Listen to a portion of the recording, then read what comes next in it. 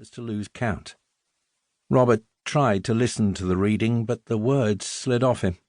He pinched the bridge of his nose and squeezed his eyes shut to refocus on Dallow's voice, but was distracted again when the man beside him slipped a vodka miniature from his coat pocket, twisted off the cap and upended it into his mouth. Robert sat forward in his seat. Dallow was talking about columns of light falling to a forest's floor. He read well. His voice was strong and steady, but he was being too solemn, handling each word as if it were uniquely precious. Robert's neighbour suddenly stood, his chair squealing against the laminate floor, and almost knocked Robert from his seat as he pushed his way along the narrow row. "No time for this bollocks," he said, growling the word. People turned in their seats, and Dallow, aware of a disturbance, paused for a moment as he peered at the departing man. Robert felt embarrassed, as though this stranger's behaviour was somehow his responsibility, but most people had already returned their attention to Dallow.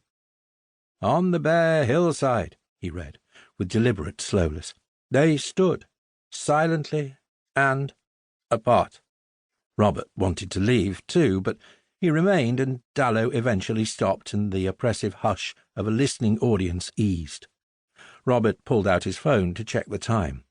Karin wouldn't arrive for another 20 minutes. He didn't want to stay, but he didn't want to look at any more books either. Second-hand books depressed him after a while. All those novels and stories that had been laboured over, had for a brief moment been the centre of someone's attention, were now like old blood being pumped around a failing circulatory system. "Does the family you describe in the novel," the journalist was asking Dallow, "bear any similarity to your own?" "I suppose you could say families are a novelist's greatest source of material," Dallow began, and Robert had to admire the way he made the question seem interesting, even unexpected.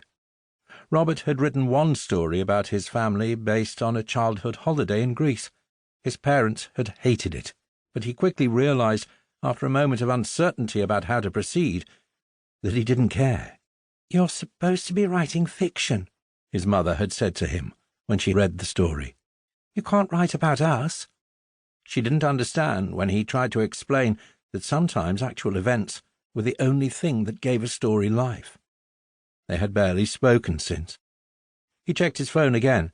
2026. The journalist asked if anyone in the audience had a question.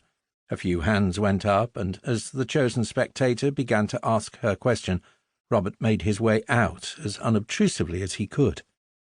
On the street it was almost dark, the sky purple, the temperature still in the 20s.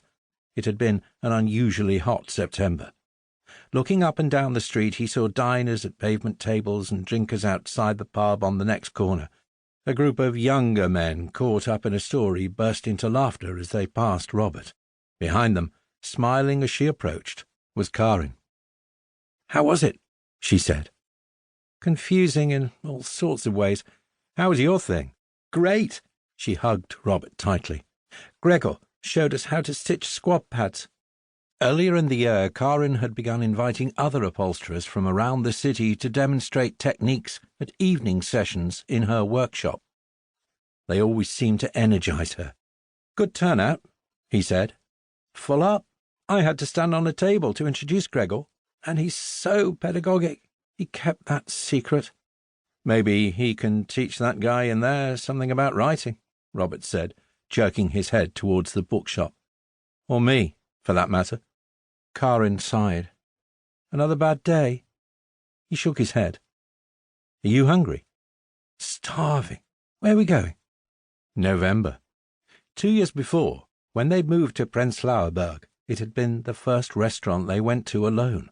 Their friend Heidi at their apartment with the girls.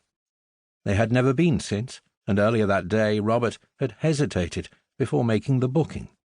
Last time, when they had left the restaurant, they had walked into the aftermath of a suicide. The body was in a blue bag, on a stretcher that paramedics were loading into an ambulance. One of the crowd of people standing watching from the pavement said it was a woman, a neighbour of his. He said she had jumped from her apartment window 4 stories up.